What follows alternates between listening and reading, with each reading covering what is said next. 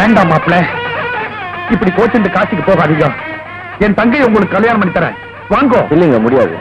Please, காசிக்கு போய் காசை தொலைச்சிட்டு டிக்கெட்டுக்கு காசு இல்லாம தவிக்காதீங்க. வாங்கோண்ணா, வாங்கோ வாங்கோண்ணா.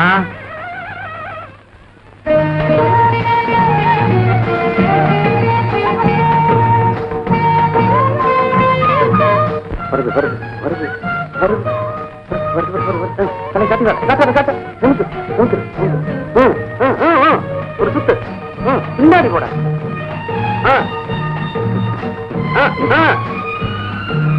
சாஞ்சிடாத.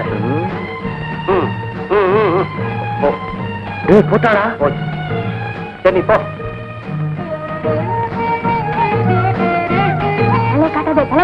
நீங்க சும்மா இருங்க.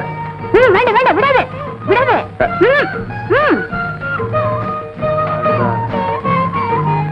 ஐயா எப்படி?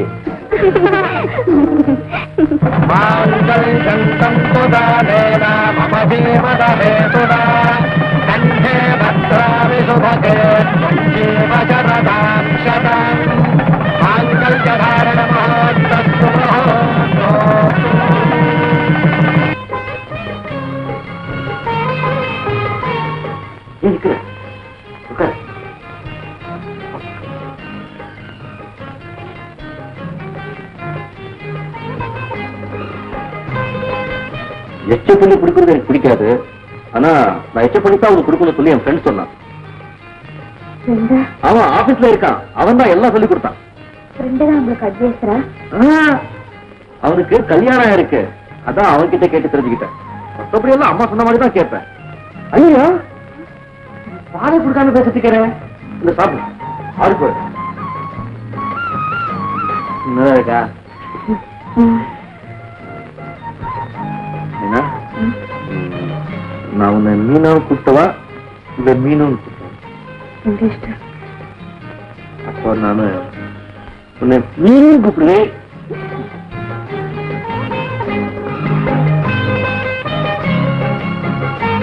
ஆமா, ஃபர்ஸ்ட் நைட்ல வைஃப் ஹஸ்பண்ட் கிட்ட என்னென்னமோ கேள்வியெல்லாம் கேட்பாங்களாமே. என் ஃப்ரெண்ட் சொன்னா. ஒண்ணுமே கேட்கலையே. நானும் உங்க நிறைய கேட்கணும்னு இருக்கேன். கேளு, ஐயா சொல்லுவார். உங்களுக்கு எவ்வளவு சம்பளம்? 450 ரூபாய் 19 பைசா. சம்பளத்தை என்ன பண்ணுவீங்க? பிரிச்சு கூட பார்க்காம அப்படியே கவரோட அம்மா கிட்ட கொண்டு கொடுத்துடுவேன். உங்க செலவுக்கு அம்மா தான் தினம் 1 ரூபாய் கொடுப்பாரு. பத்தாது? புரியுது. நீங்க சம்பாரிச்சு கொடுக்கறதுக்கு 3 வேளை சாப்பாடு போட்டு நன்னா தூங்க வச்சிருக்கா. தூங்க, இன்னைக்கு நன்னா தூங்குங்க. இன்னைக்கு தூங்குவேனா? இன்னைக்கு என்ன பண்ணணும்னு என் ஃப்ரெண்ட் சொல்லி இருக்கா.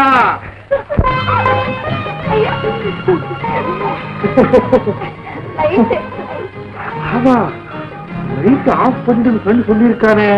மறந்தே போயிட்டேன். அப்படியே அப்படியே வீடு அப்படியே.